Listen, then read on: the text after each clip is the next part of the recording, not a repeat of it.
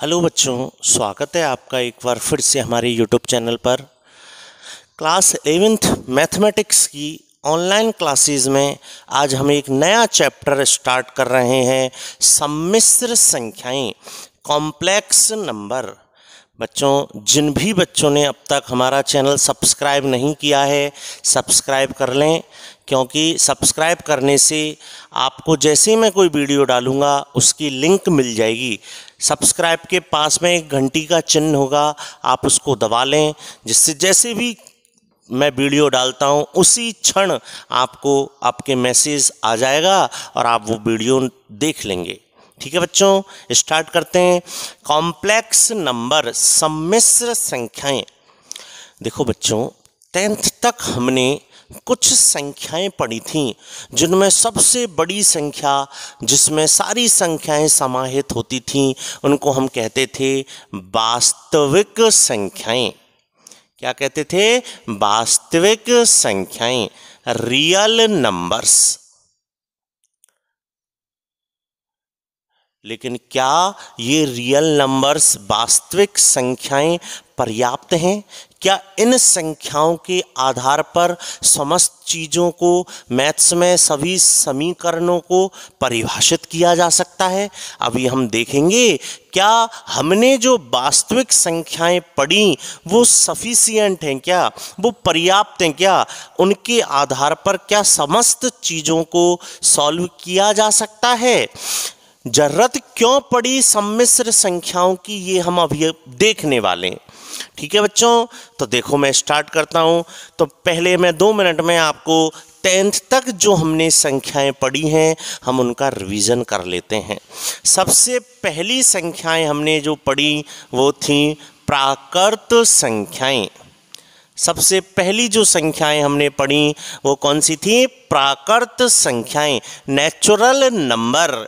इनको हम n से व्यक्त करते हैं। और ये कौन कौन सी संख्याएं होती हैं? 1, 2, 3, 4, 5, मतलब जितनी भी संख्याएं गिनने लायक हैं, 1, 2, 3, 4, 5, 6, 7 डैश डैश डैश, ये समस्त संख्याएं कहलाती हैं प्राकृत संख्याएं, नेचुरल नंबर्स। इसके बाद हमने पढ़ी पूर्ण संख्याएं, होल नंबर्स। इनको हम किससे व्यक्त करते हैं? W से।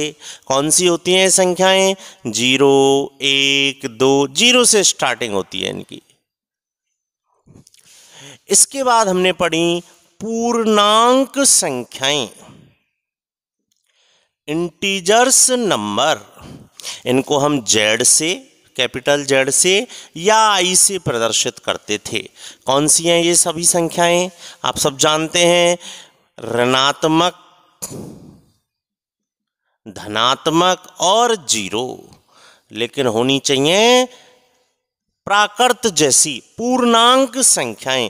पूर्णांक में ऋणात्मक भी आएंगी, धनात्मक भी आएंगी, 0 पॉइंट वाली नहीं आती, भिन्न रूप नहीं आते। ओके। इसके बाद हमने पढ़ी परिमेय संख्याएं। परिमेय संख्याओं, रेशनल नंबर। इन संख्याओं को हम Q से प्रदर्शित करते हैं, रेशनल नंबर्स को हम Q से प्रदर्शित करते हैं। ये वे संख्याएं होती हैं जिनको P/Q के रूप में लिखा जा सके, P/Q के रूप में। हाँ, ये जो हर है Q, इसका मान कभी 0 नहीं होना चाहिए, Q 0 नहीं होना चाहिए। जैसे 2/3, -4/5, इस तरह की संख्याएं को हम परिमेय संख्याएं कहते हैं। इसके बाद हमने पढ़ी अपरिमेय संख्याएं। अपरिमेय संख्याएं, सबसे बढ़िया तरीका बताऊं मैं आपको, जो परिमेय नहीं है, जिसको P/Q के रूप में नहीं लिख सकते, उसको हम कहते हैं अपरिमेय संख्याएं। इनको हम कैपिटल T से प्रदर्शित करते हैं। ज़्यादातर अंडर रूट के अंदर आने वाली संख्याएं जिनका पूरा पूरा वर्गमूल नहीं निकाला जा सके, जिनका पूरा पूरा वर्गमूल नहीं निकाला जा सके, उन संख्याओं को कहते हैं हम अपरिमेय संख्याएं।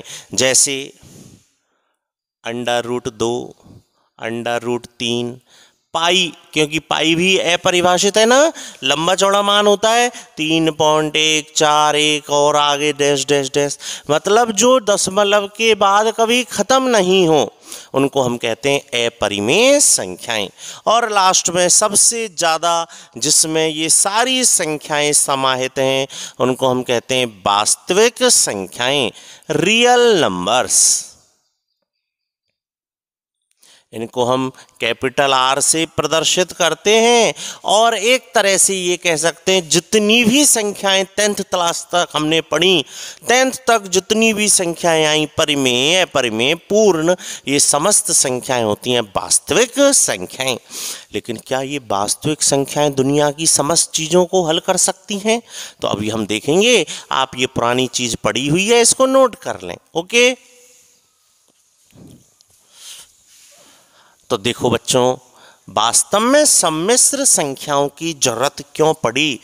गणितज्ञों ने एक नई संख्याओं को क्यों आविष्कार किया, क्यों इनको परिभाषित किया? तो बच्चों देखो, एक गणितज्ञ हुआ था आयलर नाम का। ये गणितज्ञ कुछ समीकरण हल कर रहा था। उस समीकरण को हम भी हल करते हैं। हमारे सामने भी वही समस्या आएगी जो इसके सामने आई। जब इसके सामने वो समस्या आई तो इसने उस समस्या का निराकरण किया और एक नई चीज को परिभाषित किया, वो हम देखेंगे। देखो, ये आयलर नाम का गणितज्ञ एक समीकरण को हल कर रहा था, x² + 1 = 0। इस समीकरण को ये हल कर रहा था, हम भी इसको हल करते हैं। मतलब क्या निकालते हैं? x का मान निकालते हैं। आ जाओ। तो आप सब जानते हैं समीकरण हल करना, x² = -1 हो गया। दोनों पक्षों का वर्गमूल लेने पर, जब वर्गमूल लेंगे तो प्लस माइनस के चिन्ह आएंगे और अंडर रूट आ गया -1। यहां आकर ये गणितज्ञ अटक गया। क्यों? क्योंकि -1 का वर्गमूल अभी तक परिभाषित नहीं था। -1 का वर्गमूल कुछ नहीं होता।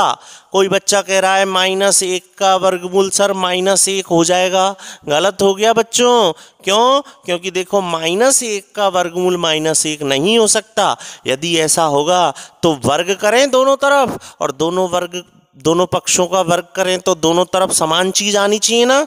देख लो, दोनों पक्षों का वर्ग करने पर, मैंने दोनों पक्षों का वर्ग किया तो अंडर रूट हट गया, और -1 गुना -1 + 1 बराबर कहाँ आया? ये नहीं आया ना, ये बराबर, तो ये तो गलत हो गया। अंडर रूट -1 का कोई मान गणितज्ञ के पास नहीं था। उसने कहा छोड़ो, एक बार और आगे बढ़ते हैं। उसने दूसरी समीकरण उठाई, x² + 16 = 0। उसने इसको हल किया, हम भी हल करते हैं। आ जाओ। x² = -16, तो x बराबर आ गया, वर्गमूल लें दोनों तरफ वर्गमूल लेते हैं तो प्लस माइनस आता है। उसने कहा -16 का वर्गमूल तो परिभाषित ही नहीं है। हाँ, उसने कहा सर ऐसा कर सकते हैं, हम ऐसा कर सकते हैं। एक बच्चा कह रहा है कि सर इसको ऐसा लिख लो, -16 को 16 गुना -1 लिख लिया, तो 16 का वर्गमूल तो कितना हो गया बच्चों? 4। लेकिन -1 का वर्गमूल तो अभी भी हमारे पास नहीं है। तो इस गणितज्ञ आयलर ने क्या किया? अंडर रूट -1 को सबसे पहले आई से परिभाषित किया। इस आई की फुल फॉर्म है आयोटा।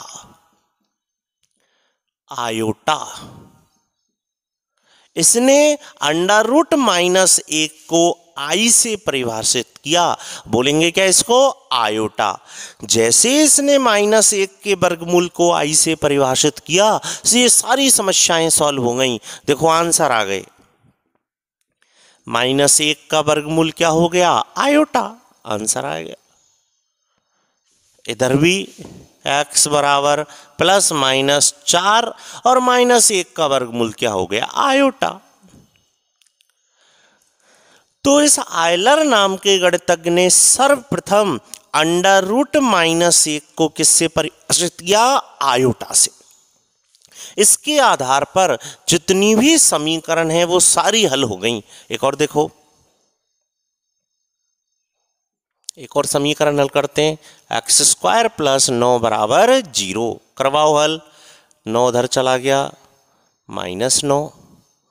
एक्स बराबर दोनों पक्षों का वर्गमूल ले लिया। आप जानते हैं 9 का वर्गमूल कितना हो गया? 3। 9 का वर्गमूल कितना हो गया? 3। और अंदर -1 और है ना भी, तो -1 का वर्गमूल हो गया आयोटा।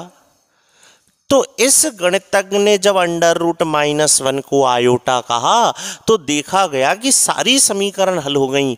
सारी समीकरण क्या? जितनी भी ऋणात्मक संख्याएं हैं जिनका वर्गमूल अब तक परिभाषित नहीं था, अब परिभाषित हो गया। देखो कैसे। आप वीडियो देखते देखते पहले वीडियो को कंप्लीट देखा करो, और कंप्लीट देखने के बाद दोबारा से वीडियो स्टार्ट करके और नोट्स बनाया करो साथ साथ। जो चीज़ में मैं बोलता हूं उनको लिखा करो लैंग्वेज में, ठीक है। तो सर्वप्रथम आयलर ने √-1 को क्या कहा? आयोटा।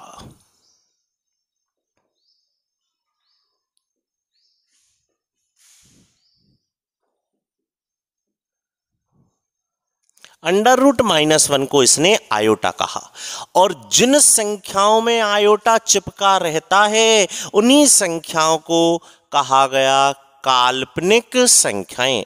सम्मिश्र संख्याएं बाद में पढ़ेंगे, उससे पहले हमें पढ़नी है काल्पनिक संख्याएं, मतलब इमेजिनरी नंबर।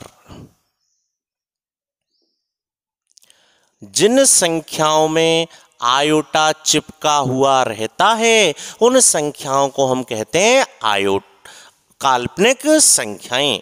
या दूसरी परिभाषा बोलूं तो समस्त ऋणात्मक वास्तविक संख्याओं का वर्गमूल।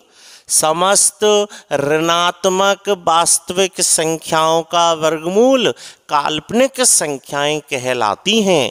समस्त ऋणात्मक वास्तविक संख्याओं का वर्गमूल, समस्त ऋणात्मक वास्तविक संख्याओं का वर्गमूल काल्पनिक संख्याएं कहलाती हैं। इन्हें हम आयोटा के रूप में परिभाषित करते हैं। सर्वप्रथम आयलर ने √-1 को आयोटा से परिभाषित किया। ओके, देखो आराम से आप सॉल्व करेंगे।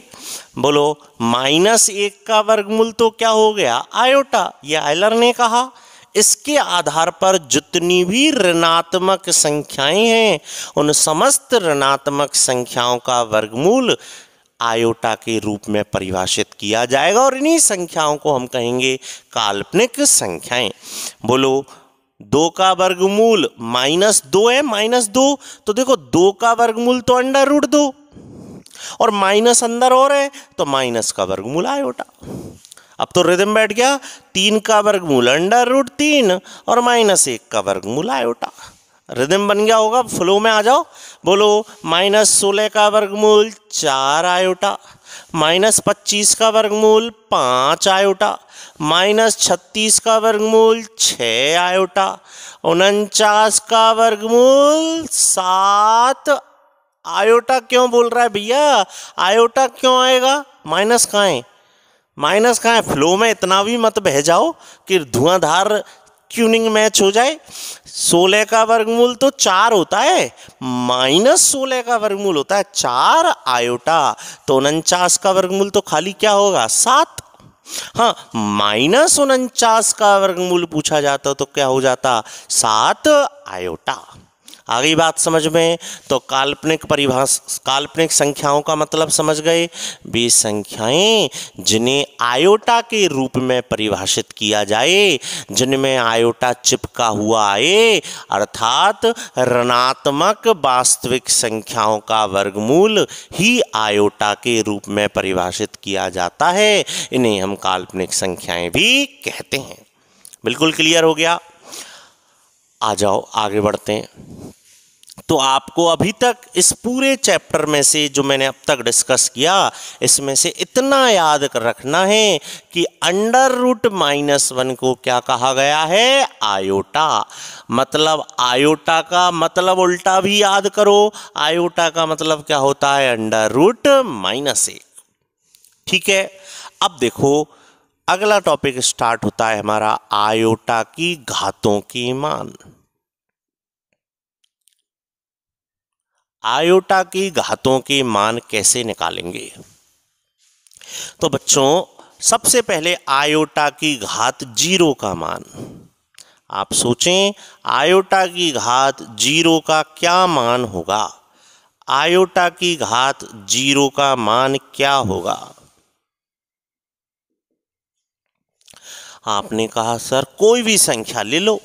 अरे वास्तविक हो चाहे काल्पनिक, कोई सी संख्या ले लो। मैंने कहा 2 की घात 0 का मान तो आप सब जानते हैं, 2 की घात 0 का मान क्या होता है? 1। 3 की घात 0 का मान क्या होता है? 1। अरे कोई भी संख्या हो, किसी भी संख्या की घात में 0 आ जाए, किसी भी संख्या की घात में 0, तो उसका मान हमेशा क्या होता है? 1। केवल एक अपवाद है भैया, 0 की घात 0 का कोई मान ही नहीं होता। 0 की घात 0 का कोई मान नहीं है। ये विश्व के 7 अजूबों में है, विश्व के 7 आश्चर्य। आप जानते हैं विश्व के 7 आश्चर्य कौन कौन से होते हैं? मैथ्स की बात कर रहा हूं, ताजमहल वाले नहीं, मैथ्स के 7 आश्चर्य हैं। इनको विश्व के 7 अजूबे कहा गया है। हम मैथमेटिक्स लेके पढ़ रहे हैं तो हमें पता होना चाहिए विश्व के 7 अजूबे कौन से हैं। इनको हम अपरिभाषित रूप भी कहते हैं। इनका मैथ्स में कोई मान नहीं है, अपरिभाषित हैं, ये अनिर्धारित हैं। कौन कौन से 7 रूप हैं मैं लिखता हूं आपके सामने। आज के बाद आपको हमेशा आने चाहिए। कोई आपको अटका सकता है, मजे लेने के लिए पूछ सकता है कि ले बता 0 में जब 0 को भाग दें तो क्या आता है? तो 0 में 0 का भाग दें तो कुछ भी आ सकता है। 1 भी आएगा, 2 भी, 3 भी, 4 भी, 5 भी, ये सब हम आगे पढ़ेंगे। मतलब 0/0 अपरिभाषित है, इसका कोई फिक्स मान नहीं है।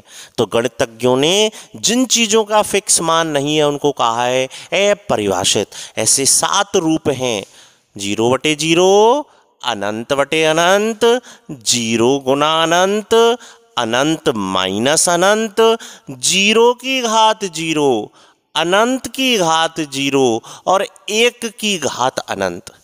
ये विश्व के 7 आश्चर्य हैं। आज के बाद मेरा बच्चा जानता है कि विश्व के 7 आश्चर्य कौन से हैं। अब हम ऐसे नहीं बोलेंगे कि ताजमहल है या मिस्र के पिरामिड हैं, ये नहीं है 7 अजूबे। हमारे लिए तो विश्व के 7 अजूबे ये हैं। ये 7 आश्चर्य, इनका कोई मान फिक्स नहीं है। इनको आप नोट कर लेना। ओके, बीच में मैंने बता दिया। आओ हमारे टॉपिक पर आते हैं। तो भैया किसी भी संख्या की घात में 0 आ जा, वास्तविक हो चाहे काल्पनिक, किसी भी संख्या की घात में 0 आएगा तो उत्तर क्या होगा? 1। अब बात आई आयोटा की घात 1। तो बच्चों बताओ आप, 2 की घात 1 का मान क्या होता है? 2। 3 की घात 1 का मान क्या होता है? 3। तो आयोटा की घात 1 का मान क्या होगा? आयोटा। तो आयोटा की घात 1 का मान भी याद हो गया मेरे अर्जुन को। आयोटा की घात 1 का मान क्या हो गया? आयोटा। अब आयोटा की घात 2 का मान, आ जाओ सीखें। आयोटा की घात 2 का मान, ये मान आपको डायरेक्ट याद करने इतने, इनके आधार पर तो मैं आयोटा की कितनी ही बड़ी घात आ जाए, ऋणात्मक, धनात्मक, कैसी भी बड़ी से बड़ी घात आ जा, मैं उसको आपको चुटकियों में सॉल्व करना सिखा दूंगा। पहले आप इनको याद करेंगे, समझते चलो कहाँ से आए। आयोटा की घात 2, तो बच्चों आयोटा का मतलब होता है √-1, और इसका मुझे करना है स्क्वायर। स्क्वायर करेंगे तो आपको पता है अंडर रूट गायब हो जाएगा, क्या आ जाएगा? -1। तो आयोटा स्क्वायर का मान होता है -1। ओके, अब आयोटा की घात 3। तो आयोटा की घात 3 को मैं ऐसे लिख सकता हूं भैया, आयोटा की घात 2 गुना आयोटा। लिख सकता हूं ना। अब आयोटा की घात 2 का मान आपने अभी अभी याद किया -1, और -1 को आयोटा से गुना किया तो क्या आ गया माइनस आयोटा आ गया। अब आयोटा की घात 4, आयोटा की घात 4 बराबर, बोलो आयोटा की घात 4, दिमाग लगाओ। ऐसे लिख सकते हैं इसको, आयोटा की घात 2 गुना आयोटा की घात 2। आयोटा की घात 2 का मान -1, आयोटा की घात 2 का मान -1, और -1 को -1 से गुना किया तो क्या आ गया 1। अब बच्चों 1 बटे आयोटा और हमें याद करना है, आ जाओ इसको भी सीख लेते हैं। 1 बटे आयोटा, तो बच्चों आपको ये बात तो पता है आयोटा का मतलब है √-1। आयोटा का मतलब क्या है √-1। और आप ये बात भी जानते हैं मैथ्स में 9th-10th में जब कैलकुलेशन करते थे, आपको पता है हम बटे में अंडर रूट का चिन्ह नहीं छोड़ते। तो चूंकि बटे में आयोटा आया और आयोटा अंडर रूट ही तो है, तो मैं क्या कर रहा हूं अंश और हर में आयोटा से गुना कर रहा हूं। हम बटे में आयोटा कभी नहीं छोड़ेंगे, क्यों? क्योंकि आयोटा का मतलब एक तरह से है तो वर्गमूल का ही चिन्ह है ना। तो मैं अंश और हर में आयोटा से गुना कर रहा हूं। गुना करो 1 गुना आयोटा, कितना हो गया आयोटा, बटे आयोटा गुना आयोटा कितना हो गया आयोटा स्क्वायर, और आयोटा स्क्वायर का मान -1, क्या आ गया फाइनली माइनस आयोटा। तो बच्चों आपको ये डायरेक्ट याद करने हैं, आयोटा की घात 0 का मान 1, आयोटा की घात 1 का मान आयोटा, आयोटा की घात 2 का मान -1, आयोटा की घात 3 का मान माइनस आयोटा, आयोटा की घात 4 का मान 1, और 1 बटे आयोटा बराबर माइनस आयोटा। नोट कर लें आप। अब इसके आधार पर आयोटा की कितनी ही बड़ी घात हो, हम उसको फटाफट सॉल्व कर देंगे चुटकियों में। जैसे सवाल आया, पहले कॉन्सेप्ट देखना फिर मैं ट्रिक बताऊंगा। सवाल आया आयोटा की घात 786 का मान निकालो, तो पहले कॉन्सेप्ट से समझ लें फिर ट्रिक से डायरेक्ट करेंगे अपन। तो आयोटा की घात 786 का मान पूछा जा रहा है, तो मैं क्या कर रहा हूं इस 786 में 4 का भाग दे रहा हूं। क्यों दे रहा हूं 4 का भाग? क्योंकि 4 आयोटा की घात 4 का मान 1 है, और 1 की घात 1 हो, 1 की घात 2 हो, 1 की घात 3 हो, 1 की घात 4 हो, आएगा तो 1 ही ना। तो 4 से भाग देने का रीजन ये है क्योंकि आयोटा की घात 4 का मान क्या है 1, तो मैं 4 का भाग दे रहा हूं। भाग देना अपन सब जानते हैं, देव भाग। 4 एकम 4, कितना बच गया 3, कितनी बार गया 9 बार, 9 चौक 36, कितनी बार गया 2। टेंशन मत करो, अगली बार से नहीं दिलवाऊंगा, एक बार दे लेते हैं। फिर उतार लिया 6, क्या आ गया 4 6 की 24, कितना बच गया 2। दे लिया भाग हमने, खूब जानते हैं भाग देना।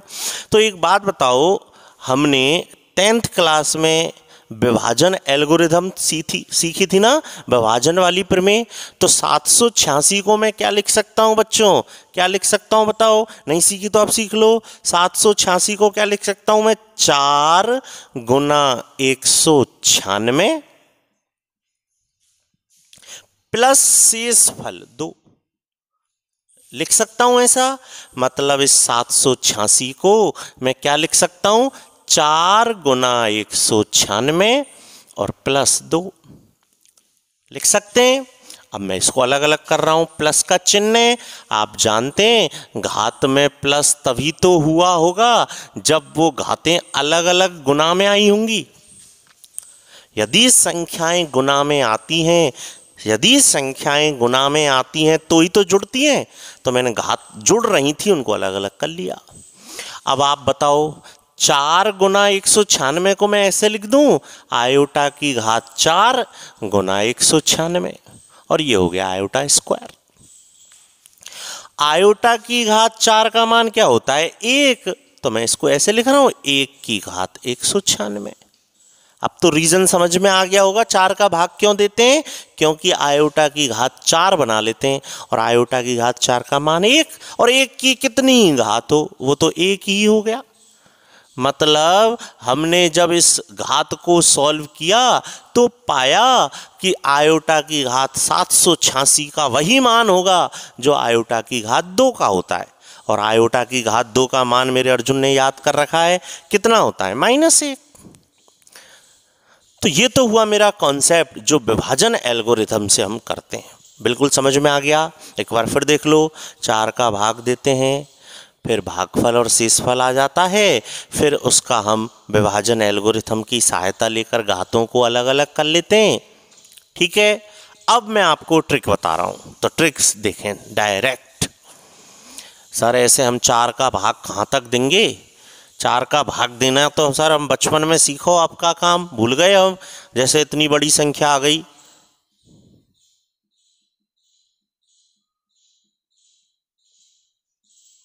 और अब कोई तुमसे कहे हमें 4 को भाग दो, तो 4 को भाग लगे साहब हम पे तो एक दिन में बहुत देर लग जाएगी। तो ट्रिक सुनो, ध्यान से सुनना ट्रिक को, ना उल्टा सुल्टा मत कर देना। आयोटा की घात में कैसी भी संख्या हो, पॉजिटिव संख्या हो, नेगेटिव संख्या हो, कितनी ही बड़ी संख्या हो, आप क्या करें, उस संख्या के अंतिम 2 अंक उठाएं, अंतिम 2, खाली अंतिम 2। अंतिम 2 मतलब इकाई का अंक और दहाई का अंक, अंतिम 2 अंक उठाएं, उठा लिए अंतिम 2। उन अंतिम 2 अंकों में मन में 4 का भाग दें। 2 अंकों की संख्या यार, मन में 4 का भाग दे लो और भाग देने के बाद जो शेषफल बचता है उसे पुनः आयोटा की घात में लिख दो। दो या में 4 को भाग मन में, तो 86 में 4 को भाग अंदाज से दे लोगे, 20 चौका 80, 21 चौका 84। तो मुझे तो वैसे भी भागफल से मतलब नहीं है, मुझे तो क्या चाहिए, शेषफल। तो 21 चौका 84, कितने बचे, 2, शेषफल 2, डायरेक्ट लिख दो। देखो अभी हमने इतनी मेहनत से तो यही तो निकाला, आयोटा स्क्वायर, और आयोटा स्क्वायर का मान क्या होता है, -1। ये लो खत्म। आई ट्रिक समझ में, दोबारा सुनो। आयोटा की घात में कितनी ही बड़ी संख्या हो, आप अंतिम 2 अंक चुने, 4 का भाग दें, दो 4 का भाग, जो शेषफल बचता है उसको आयोटा की घात में पुनः लिख दें। ध्यान रखना, यहाँ प्लस का चिन्ह है तो प्लस में लिखना, माइनस का चिन्ह है तो माइनस में लिखना। ओके, दो 4 का भाग, तो 16 चौकू 64, 16 गुना 4 करते हैं तो 64 आता है। तो शेषफल कितना बचा, 1, मुझे तो शेषफल से मतलब है। और आयोटा की घात 1 का मान क्या होता है, आयोटा, उत्तर। बोलो। तो इस पूरे लेक्चर में हमने पहली बार सीखा काल्पनिक संख्याओं का मतलब।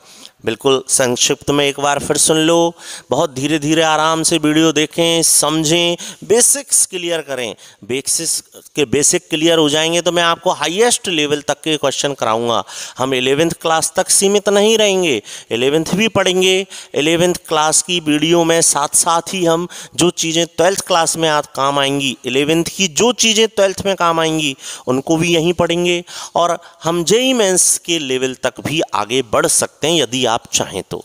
ठीक है, तो मैंने आपको आज काल्पनिक संख्याओं के बारे में बताया, जिसमें आपको √-1 का मतलब समझाया, क्यों जरूरत पड़ी ये भी आपने देखा। समीकरणों में घातों का मान आपको याद रखना है और कुछ घातें हमने निकाली, कितनी ही बड़ी घात हो। और देखो क्वेश्चन, आयोटा की घात, जैसे माइनस वाली उठा लेते हैं, इस बार उठा लिया।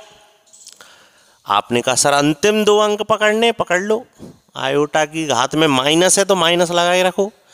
आयोटा की घात के अंतिम 2 अंक उठा लो, उठा लिए, 4 का भाग दो, 4 तिया 12, कितने बचे, 3, लिख दो। बताओ कोई परेशानी। अब आयोटा की घात -3 का मान तो आपने याद ही नहीं किया है। देखो आयोटा की घात -3 का मान तो आपने याद ही नहीं किया है। तो आपने कहा सर घात को ऋणात्मक की जगह धनात्मक बना लो, नीचे ले जाओ। क्योंकि हम कम से कम याद कर रहे हैं, ज़्यादा से ज़्यादा चीज़ों को सीख रहे हैं। तो याद तो हमने सिर्फ इतना सा किया है, इनको याद जरूर कर लेना बेटा, हो ना। तो आयोटा की घात -3 को मैंने लिखा 1 आयोटा की घात 3, और आयोटा की घात 3 का मान आपको याद है।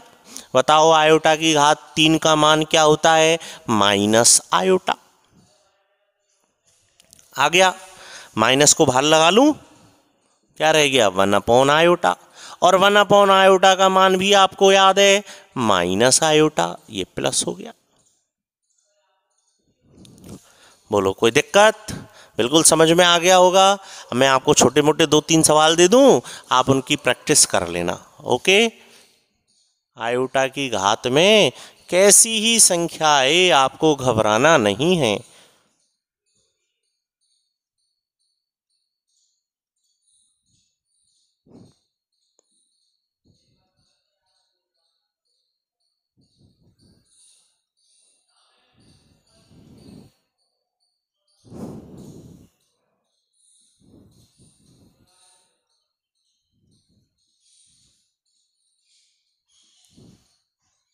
आप इन चारों क्वेश्चंस को सॉल्व करेंगे। हम नेक्स्ट वीडियो में फिर मिलेंगे कुछ नए कॉन्सेप्ट और नई ट्रिक्स के साथ।